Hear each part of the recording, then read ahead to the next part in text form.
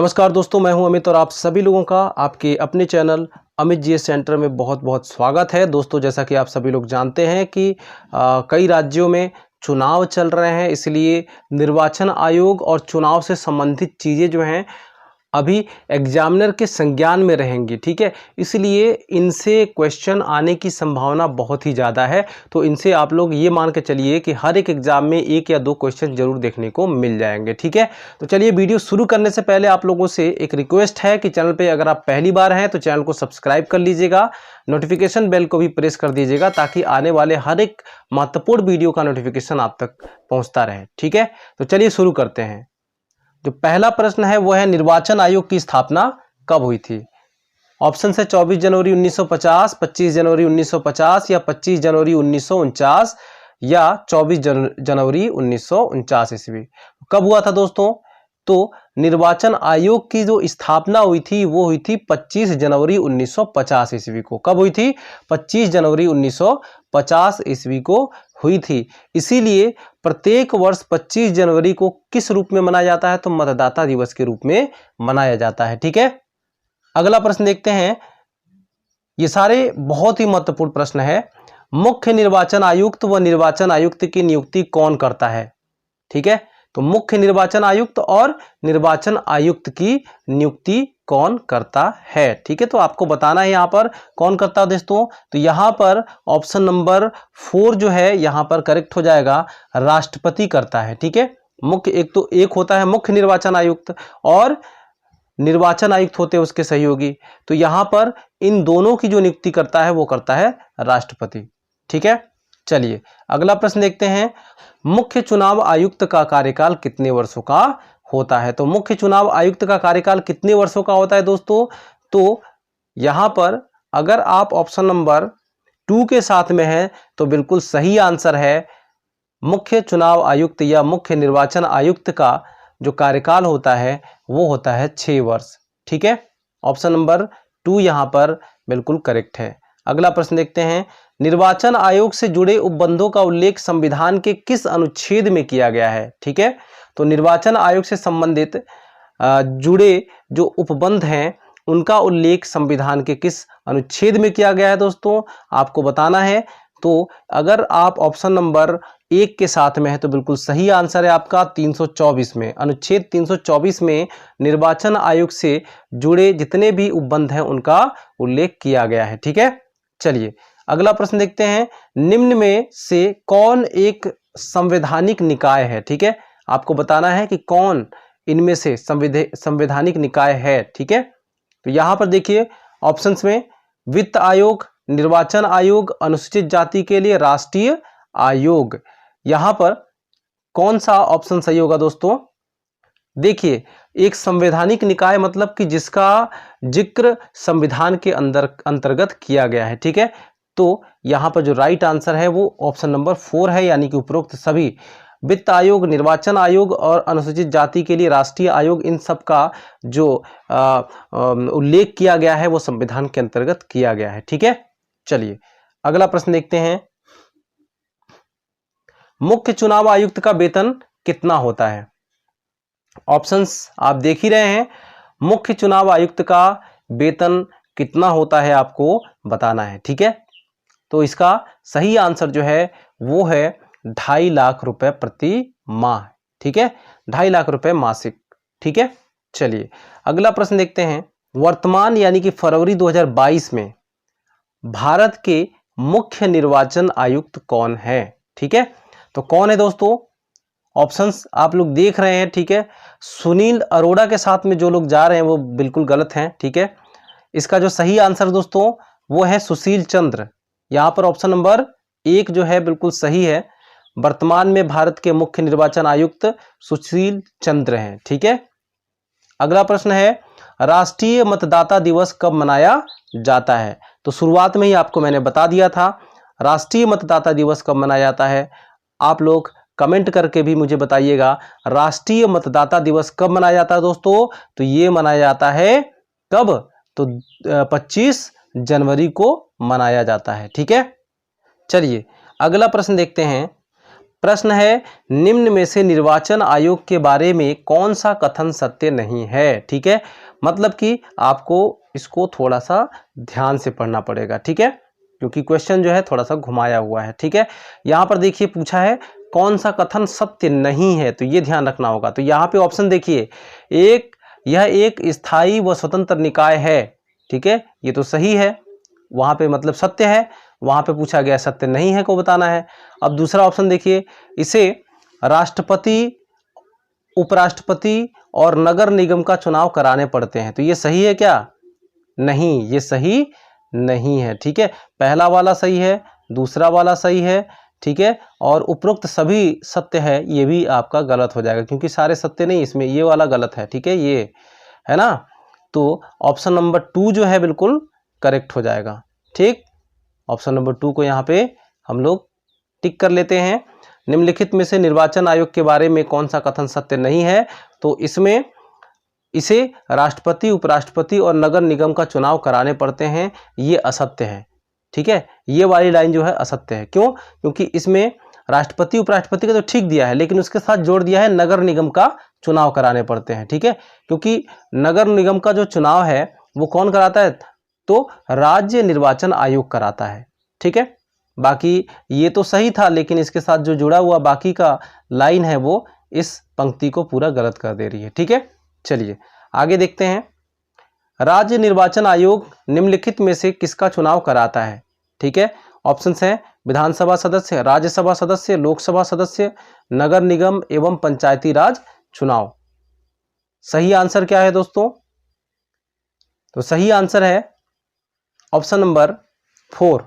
ठीक है, नगर निगम एवं पंचायती राज चुनाव जो है कौन कराता है? राज्य निर्वाचन आयोग कराता है। ठीक है, उसके देखरेख में ये जो है चुनाव कराए जाते हैं। ठीक है, चलिए, निर्वाचन आयोग में कुल कितने पदाधिकारी हैं? आपको मैंने पहले भी शायद बता दिया है कि निर्वाचन आयोग में कुल 3 पदाधिकारी होते हैं। एक होता है मुख्य निर्वाचन आयुक्त और 2 होते हैं इसके साथ साथ निर्वाचन आयुक्त। ठीक है, यानी कि टोटल कितने पदाधिकारी होते हैं? तो यहाँ पर ऑप्शन नंबर 3 जो है, यानी सॉरी 4 जो है यहाँ पे करेक्ट हो जाएगा।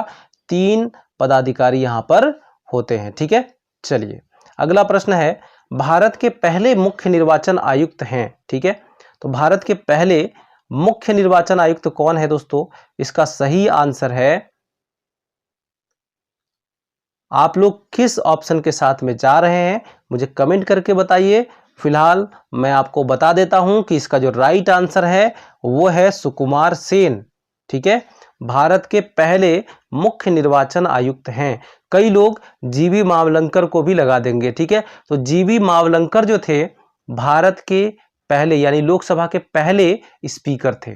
ठीक है, तो इसको ये वाला मत लगा देना भूल के भी। सुकुमार सेन जो थे ये भारत के पहले मुख्य निर्वाचन आयुक्त हैं। ठीक है दोस्तों, ये सारे बहुत ही महत्वपूर्ण प्रश्न हैं और ढूंढ ढूंढ के आपके लिए ये इकट्ठा करके मैं दे रहा हूं, इसलिए मैं अपेक्षा करता हूं कि आप लोग इस वीडियो को लाइक जरूर करेंगे और कहीं ना कहीं एक जगह आप लोग जरूर शेयर करेंगे। ठीक है, चलिए आगे बढ़ते हैं। मुख्य निर्वाचन आयुक्त को हटाने के लिए किस प्रकार की प्रक्रिया का पालन किया जाना चाहिए? ठीक है, मुख्य निर्वाचन आयुक्त को हटाने के लिए किस प्रकार की प्रक्रिया का पालन किया जाना चाहिए? ऑप्शन है लोकसभा में प्रस्ताव पारित करके, दूसरा है जैसी उच्च न्यायालय के मुख्य न्यायाधीश को हटाने के लिए की जाती है, तीसरा है जैसी सर्वोच्च न्यायालय के मुख्य न्यायाधीश को हटाने के लिए की जाती है, और निम्न में से कोई नहीं। तो इसका जो सही आंसर दोस्तों, इसका सही आंसर है जैसी उच्च सर्वोच्च न्यायालय के, ठीक है, जैसी सर्वोच्च न्यायालय के मुख्य न्यायाधीश को हटाने के लिए की जाती है वैसा ही प्रक्रिया इसको भी हटाने के लिए किया जाता है। ठीक है, चलिए अगला प्रश्न, प्रादेशिक निर्वाचन आयोग को किसकी सिफारिश पर हटाया जा सकता है? ठीक है, प्रादेशिक मतलब राज्य निर्वाचन आयोग को किसके सिफारिश पे हटाया जा सकता है? तो ये जो हटाया जा सकता है उच्च न्यायालय के मुख्य न्यायाधीश, अगर आप कहते हैं तो ये गलत हो जाएगा। ठीक है, इसका जो सही आंसर है वो है ऑप्शन नंबर 2, मुख्य चुनाव आयुक्त। ठीक है, या मुख्य निर्वाचन आयुक्त के सिफारिश पर इसको हटाया जा सकता है। ठीक है, चलिए अगला प्रश्न है, किसका चुनाव मुख्य चुनाव आयुक्त की देखरेख में नहीं होता है, यहां पर बताना है आपको। ठीक है, किसका चुनाव मुख्य चुनाव आयुक्त के देखरेख में नहीं होता है। यहां पर देखिए विधानसभा, उपराष्ट्रपति और राष्ट्रपति, इन सभी, और ग्राम पंचायत। इसमें जो ग्राम पंचायत का जो चुनाव होता है वो मुख्य चुनाव आयुक्त की देखरेख में नहीं होता है। वो किसके देखरेख में होता है? तो वो होता है राज्य निर्वाचन आयुक्त। ठीक है, राज्य निर्वाचन आयुक्त के या फिर राज्य निर्वाचन आयोग के देखरेख में होता है। ठीक है, यहां पर ऑप्शन नंबर 3 जो है वो सही है, ग्राम पंचायत। ठीक है, बाकी विधानसभा, उपराष्ट्रपति और राष्ट्रपति का चुनाव मुख्य निर्वाचन आयुक्त की देखरेख में होता है या फिर मुख्य चुनाव आयुक्त की देखरेख में होता है। ठीक है, अगले प्रश्न को देखते हैं। निर्वाचन आयोग का अध्यक्ष कौन होता है? ऑप्शंस है प्रधानमंत्री, राष्ट्रपति, उपराष्ट्रपति, मुख्य निर्वाचन आयुक्त। निर्वाचन आयोग का अध्यक्ष पूछा गया है दोस्तों, तो निर्वाचन आयोग का अध्यक्ष कौन होगा? यहां पर जो राइट आंसर है वो है ऑप्शन नंबर 4, मुख्य निर्वाचन आयुक्त। निर्वाचन आयोग का अध्यक्ष होता है। ठीक है, आगे बढ़ते हैं। भारत में आजादी के बाद पहला आम चुनाव कब संपन्न कराए गए थे? ठीक है दोस्तों, मैं एक बार आप लोगों से फिर से कहना चाहता हूं कि चाहे आप जिस भी कैटेगरी का एग्जाम क्यों न दे रहे हो, चाहे आप रेलवे ग्रुप डी से लेकर या फिर सिविल सर्विसेज की भी तैयारी क्यों न कर रहे हो, वहां पर इनसे संबंधित क्वेश्चन जरूर आने हैं। ठीक है, लिख के ले लीजिए। ठीक है, क्योंकि अभी हाल ही में निर्वाचन हो रहे हैं। ठीक है, मतलब कि चुनाव हो रहे हैं कई राज्यों में, तो इससे संबंधित क्वेश्चन बनेंगे एग्जाम में, तो आप लोग याद रखिएगा। ठीक है, स्टैटिक जीके, स्टैटिक क्वेश्चंस भी बन सकते हैं और करंट क्वेश्चंस भी बन सकते हैं। ठीक है, तो करंट के क्वेश्चंस भी मैं आपको कराऊंगा बाद में।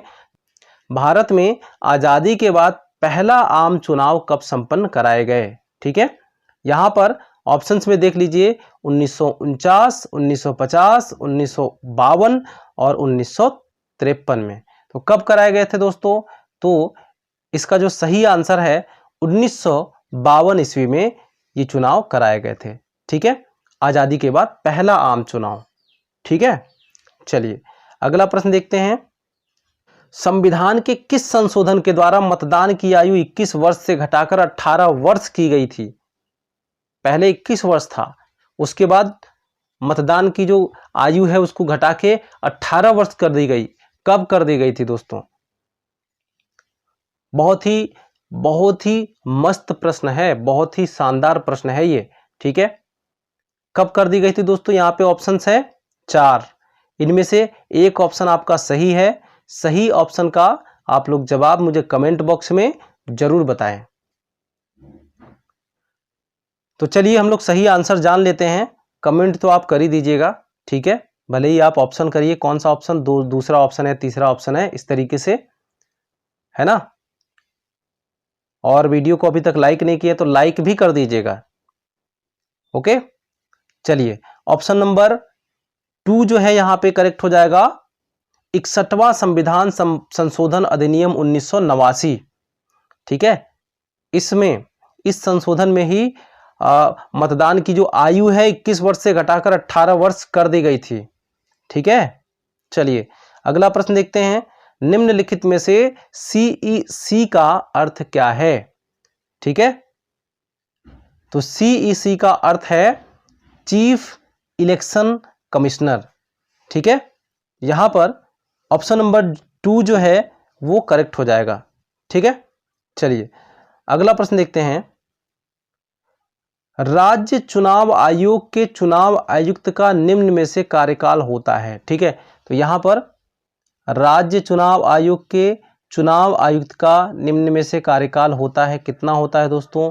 तो ये आपको बताना है। ठीक है, इसका जो सही आंसर है वो है ऑप्शन नंबर 2, 6 वर्ष। ठीक है, कितना होता है? 6 वर्ष कार्यकाल होता है, या फिर इसमें से 62 वर्ष की आयु कंप्लीट हो जाए।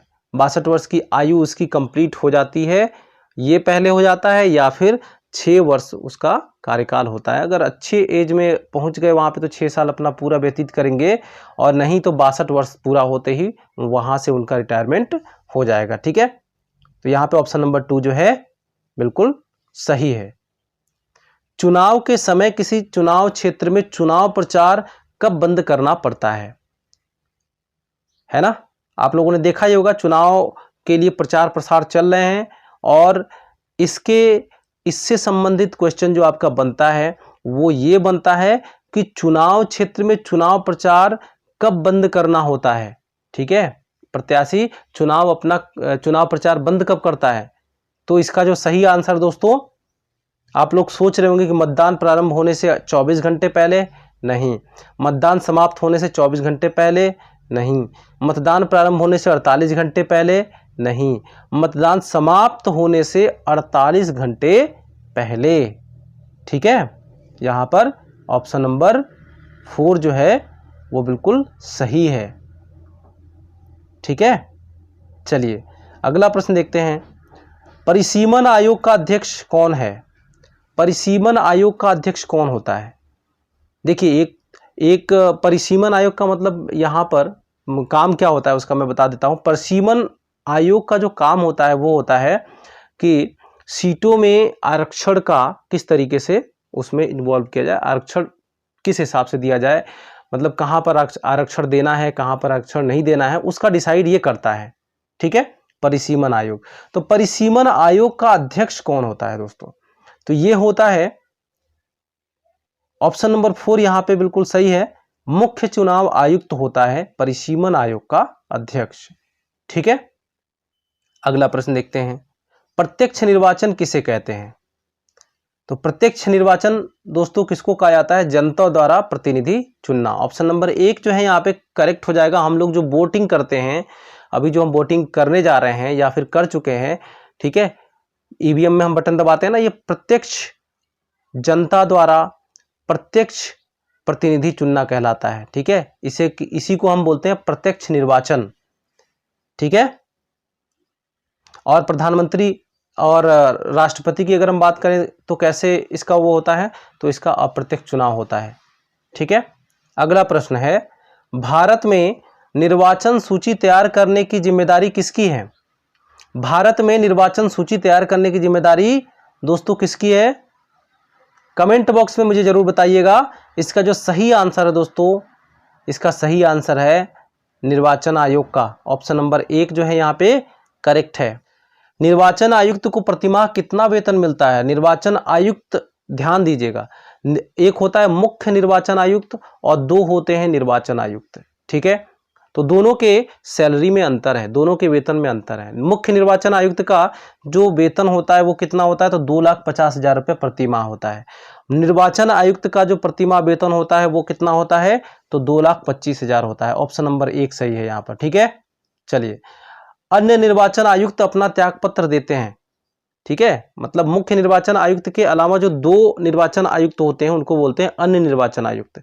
अपना त्यागपत्र देते हैं, किसको देते हैं, तो इसका सही आंसर है राष्ट्रपति को देते हैं। ठीक है, चलिए अगले प्रश्न को देखते हैं। मुख्य चुनाव हेतु पदच्युत किया जा सकता है। ठीक है, मुख्य चुनाव आयुक्त होगा यहाँ पे दोस्तों। ठीक है, इसको सही कर लीजिएगा, ये होगा मुख्य चुनाव आयुक्त पदच्युत किया जा सकता है। ठीक है, ऑप्शंस हैं सर्वोच्च न्यायालय, उच्च न्यायालय, राष्ट्रपति द्वारा, मंत्रिमंडल के प्रस्ताव द्वारा या संसद के दोनों सदनों के सदस्यों के 2/3 बहुमत से प्रमाणित कदाचार के आधार पर। यहाँ पे ऑप्शन नंबर 4 जो है वो करेक्ट हो जाएगा। ठीक है, दोनों सदनों में 2/3 बहुमत से अगर प्रमाणित हो जाता है, ठीक है, तभी जाकर मुख्य चुनाव आयुक्त को पद से हटाया जा सकता है। ठीक है, चलिए अगला प्रश्न, निर्वाचन आयुक्त की सेवा शर्त तथा कार्यकाल निश्चित करता है, कौन करता है, तो इसको निश्चित करता है संविधान। ऑप्शन नंबर 4 जो है यहाँ पे करेक्ट ऑप्शन है। अगला प्रश्न है, ईवीएम का प्रयोग भारतीय चुनाव में कब से प्रारंभ हुआ। तो ईवीएम का प्रयोग भारतीय चुनाव में प्रारंभ हुआ दोस्तों 1998 से। ठीक है, ऑप्शन नंबर 2 जो है यहाँ पे बिल्कुल करेक्ट है। भारत के निर्वाचन पद्धति निम्न में से किस देश के निर्वाचन पद्धति के अनुरूप है, या फिर कह सकते हैं कि किस देश से लिया गया है ये पद्धति। ठीक है, तो निर्वाचन पद्धति जो लिया गया है ये लिया गया है ब्रिटेन से। ठीक है, भारत का जो निर्वाचन पद्धति है ब्रिटेन से लिया गया है, ठीक है, याद रखिएगा, बहुत इंपॉर्टेंट प्रश्न है। भारत में पहली बार महिलाओं को मताधिकार कब प्राप्त हुआ था? ठीक है, हालांकि आज़ादी से पहले ही मिल गया था, तो यहाँ पे सारे ऑप्शन आज़ादी से पहले वाले ही हैं। तो भारत में पहली बार महिलाओं को मताधिकार कब प्राप्त हुआ था, आपको बताना है। इसका सही आंसर दोस्तों ऑप्शन नंबर 3, 1926 में। ठीक है, 1926 में ही महिलाओं को पहली बार मताधिकार प्राप्त हुआ था। ठीक है, अगला प्रश्न, उपचुनाव कराया जाता है, कब कराया जाता है? 2 वर्ष बाद, 3 वर्ष बाद, 5 वर्ष बाद या कभी भी कराया जा सकता है। ठीक है ना, उपचुनाव। अगला प्रश्न, लोकसभा अथवा विधानसभा के किसी चुनाव प्रत्याशी की जमानत राशि कब जब्त कर ली जाती है? तो बहुत बार सुना होगा कि जमानत राशि ही जब्त हो गई उनकी, क्यों हो गई, क्या उसके लिए क्या क्राइटेरिया है? तो यहाँ पर जब कुल मतदान का 1/6 भाग, 1/6 मत अगर कैंडिडेट को नहीं प्राप्त होते हैं, 1/6 मत भी अगर उसको प्राप्त नहीं होते हैं, मान लीजिए कि 600 वोट है, ठीक है, तो 1/6 कितना हो जाएगा? 100। अगर प्रत्याशी को 100 वोट भी नहीं मिलते हैं 600 में से, तो उसकी जमानत जब्त हो जाएगी। ठीक है, तो यहाँ पे ऑप्शन नंबर 4 जो है बिल्कुल करेक्ट है। ठीक है दोस्तों, चैनल को अभी तक आपने सब्सक्राइब नहीं किया है तो सब्सक्राइब कर लीजिएगा। ठीक है, तो भारत का पहला वोटर पार्क कहाँ बना है? ठीक है, तो दोस्तों ये, हालांकि ये करंट का क्वेश्चन है लेकिन ये भी बहुत ही इंपॉर्टेंट है। भारत का पहला वोटर पार्क बना है दोस्तों गुरुग्राम में। ठीक है, गुरुग्राम में। ठीक है, तो दोस्तों आप लोग कमेंट करके बताइएगा कि गुरुग्राम जो है किसका नया नाम है। ठीक है, कमेंट करके जरूर बताइएगा। ओके, तो उम्मीद करता हूं दोस्तों कि ये वीडियो आपको पसंद आई होगी, और वीडियो पसंद आई तो वीडियो को लाइक करना मत भूलिएगा और चैनल को सब्सक्राइब कर लीजिएगा। मिलते हैं अगले वीडियो में, तब तक के लिए बाय बाय, टेक केयर।